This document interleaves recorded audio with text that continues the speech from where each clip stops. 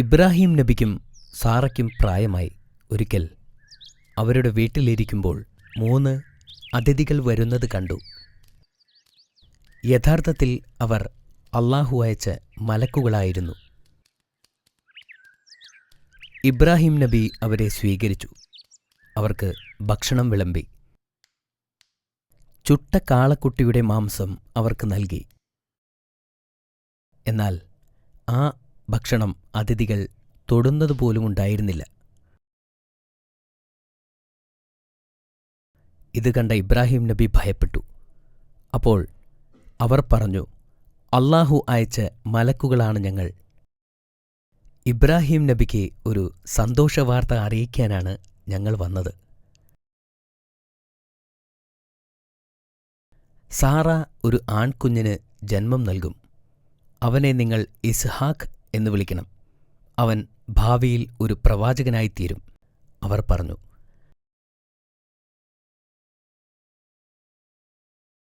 Sara അത്ഭുതപ്പെട്ടു. എനിക്ക് പ്രായമായി, ഇനി ഞാൻ എങ്ങനെ ഒരു കുഞ്ഞിന് ജന്മം നൽകും? അപ്പോൾ മലക്കുകൾ പറഞ്ഞു, അല്ലാഹുവിന് എല്ലാം സാധ്യമാണ്. കുറച്ചു മാസങ്ങൾക്ക് ശേഷം സാറ ഗർഭിണിയാവുകയും ഒരു കുഞ്ഞിന് ജന്മം നൽകുകയും ചെയ്തു. കുഞ്ഞിന് ഇസ്ഹാഖ് എന്ന് പേരുമിട്ടു. ഒരു സാധാരണ ബാലനായി ഇസ്ഹാഖ് വളർന്നു. കഠിനാധ്വാനിയായിരുന്ന ആ ബാലൻ മലക്കുകൾ പറഞ്ഞതുപോലെ ഒരു പ്രവാചകനായി മാറുകയും ചെയ്തു. ഇബ്രാഹിം നബിക്ക് അപ്പോഴേക്കും വളരെ പ്രായമായിരുന്നു. തൻ്റെ അവസാന നാളുകൾ അടുത്തു എന്ന് അദ്ദേഹം മനസ്സിലാക്കിയപ്പോൾ മകൻ വിവാഹിതനായി കാണാൻ അദ്ദേഹം ആഗ്രഹിച്ചു. പക്ഷേ ദൈവനിഷേധികളായ കാനൻകാരിയായ ഒരുവളെക്കൊണ്ട് ഇസ്ഹാഖ് നബിയെ വിവാഹം കഴിപ്പിക്കാൻ അദ്ദേഹം താൽപ്പര്യപ്പെട്ടില്ല. ഒരു ദിവസം തൻ്റെ വിശ്വാസയോഗ്യരായ ദാസന്മാരിൽ ഒരാളെ ഹരാനിലേക്ക് ഇസ്ഹാഖ് നബിക്ക് വേണ്ടി ഒരു പെണ്ണിനെ കണ്ടുപിടിക്കാനായി അയച്ചു. ഹരാനിൽ എത്തിച്ചേരാൻ അനേകം ദിവസം അദ്ദേഹം യാത്ര ചെയ്തു. അവൻ ഹരാനിലെത്തിയപ്പോൾ ആ ഭൃത്യൻ ഇബ്രാഹിമിൻ്റെ ഒരു സഹോദരനായ ഇബ്നു നഹറിൻ്റെ പുത്രി റബേക്കയെ തിരഞ്ഞെടുത്തു. ഇബ്രാഹിം നബിയുടെ താൽപ്പര്യപ്രകാരം ഇസ്ഹാഖ് നബി റബേക്കയെ വിവാഹം ചെയ്തു. ഒരുപാട് കാലം കഴിഞ്ഞിട്ടും റബേക്ക ഒരു കുഞ്ഞിനു പോലും ജന്മം നൽകിയില്ല. ഇസ്ഹാഖ് നബി എന്നാൽ കുഞ്ഞിനു വേണ്ടി പ്രാർത്ഥിച്ചുകൊണ്ടേയിരുന്നു. അങ്ങനെ ഏറെ കാലങ്ങൾക്കു ശേഷം അവർക്ക് ഇരട്ടക്കുട്ടികളുണ്ടായി. ഒരാൾ ഏശാവ്, മറ്റൊരാൾ യാക്കോബ്. ഏശാവ് ശക്തനായ ഒരു മനുഷ്യനായിരുന്നു. അവൻ ഒരു നല്ല വേട്ടക്കാരനുമായിരുന്നു. എന്നാൽ യാക്കോബ് കൂടുതൽ ബുദ്ധിശക്തിയുള്ളവനായിരുന്നു. ഇസ്ഹാഖ് നബിക്ക് പ്രിയപ്പെട്ടവൻ യാക്കൂബായിരുന്നു. ഈ കാരണം കൊണ്ടുതന്നെ സഹോദരങ്ങൾക്കിടയിൽ പ്രശ്നങ്ങൾ പതിവായിരുന്നു. ഏശാവ് കൂടുതൽ അസൂയാലുവായി വന്നു. ഇസ്ഹാഖ് നബിക്ക് പ്രായമായി. അപ്പോൾ അദ്ദേഹത്തിന് കാഴ്ചശക്തിയും കുറഞ്ഞു. ഒരിക്കൽ അദ്ദേഹം ഏശാവിനോട് കാട്ടിൽ പോയി വേട്ടയാടി അത് തനിക്ക് പാകം ചെയ്തു തരാനായി ആവശ്യപ്പെട്ടു. ഏശാവ് അത് സമ്മതിച്ചു. ഈ സംഭാഷണം കേട്ട അദ്ദേഹത്തിൻ്റെ ഭാര്യ റബേക്ക മകൻ യാക്കോബിനോട് ഓടിച്ചെന്ന്, നിന്റെ ആട്ടിൻകൂട്ടത്തിലെ കുഞ്ഞാടിനെ അറുത്തു നിന്റെ പിതാവിന് ഇഷ്ടമുള്ള പോലെ പാകം ചെയ്ത് നൽകണം. നിന്റെ സഹോദരൻ വരുന്നതിന് മുമ്പ് തന്നെ നീ അത് പിതാവിന് കൊടുക്കണം. തൻ്റെ മാതാവ് പറഞ്ഞതുപോലെ യാക്കോബ് നബി അത് ചെയ്തു. പിന്നെ അദ്ദേഹം തൻ്റെ സഹോദരൻ്റെ വസ്ത്രങ്ങൾ ധരിക്കണമെന്ന് റബേക്ക ആവശ്യപ്പെട്ടു. പിന്നീട് അദ്ദേഹത്തിൻ്റെ കൈകളും കാലുകളും ആട്ടിൻ തോൽ കൊണ്ട് മൂടി. സഹോദരൻ ഏശാവിൻ്റെ തൊലിയാണ് ഇതെന്ന് തോന്നിക്കാൻ വേണ്ടിയാണ് റബേക്ക അങ്ങനെ ചെയ്തത്. യാക്കോബ് നബി തൻ്റെ പിതാവിൻ്റെ മുറിയിലേക്ക് കുതിച്ചു. ഇസ്ഹാഖ് നബി ചോദിച്ചു, ആരാണ് നീ? ഞാൻ അങ്ങയുടെ മകനാണ് എന്ന് പരുക്കൻ ശബ്ദത്തിൽ യാക്കോബ് നബി മറുപടി പറഞ്ഞു. ഇസ്ഹാഖ് നബി ഭക്ഷണം കഴിക്കാൻ തുടങ്ങി.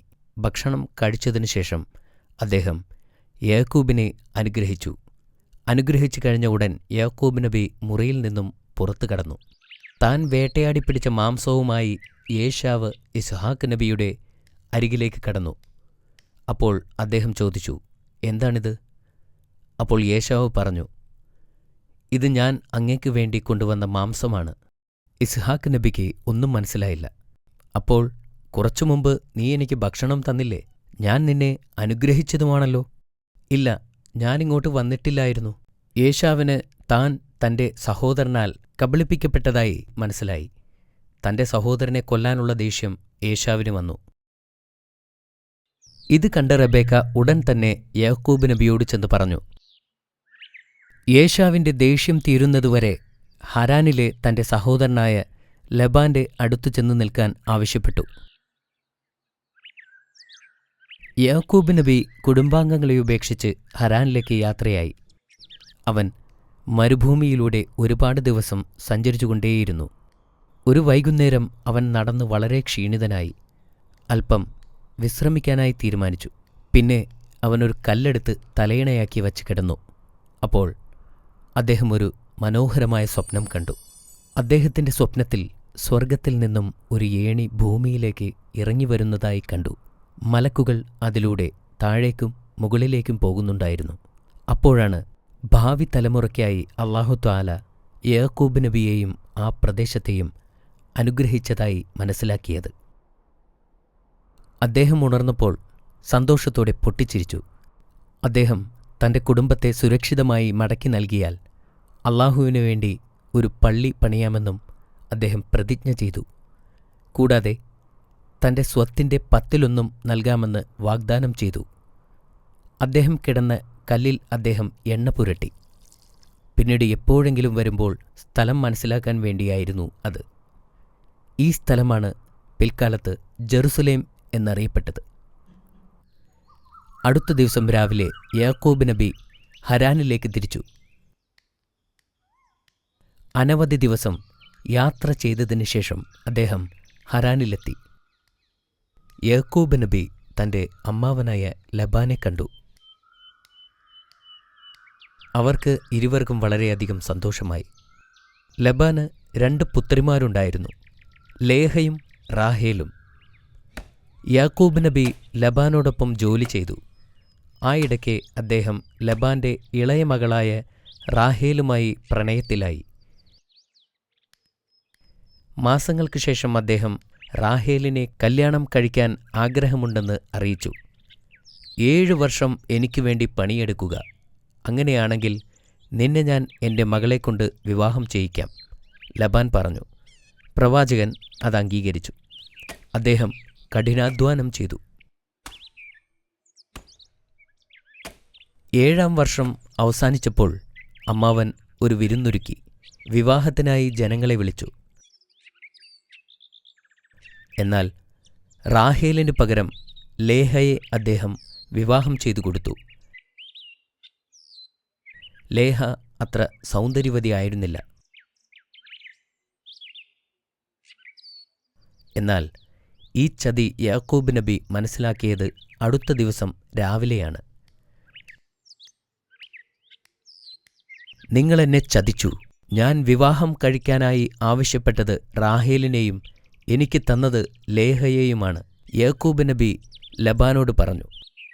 ഞങ്ങളുടെ വിശ്വാസപ്രകാരം മൂത്ത കുട്ടി നിൽക്കുമ്പോൾ ഒരിക്കലും ഇളയ പെൺകുട്ടിയെ വിവാഹം കഴിച്ചയക്കാൻ പാടില്ല. എങ്കിലും നിനക്ക് റാഹേലിനെ അത്രയ്ക്കിഷ്ടമാണെങ്കിൽ അടുത്ത 7 വർഷം കൂടി എനിക്ക് വേണ്ടി ജോലി ചെയ്യുക.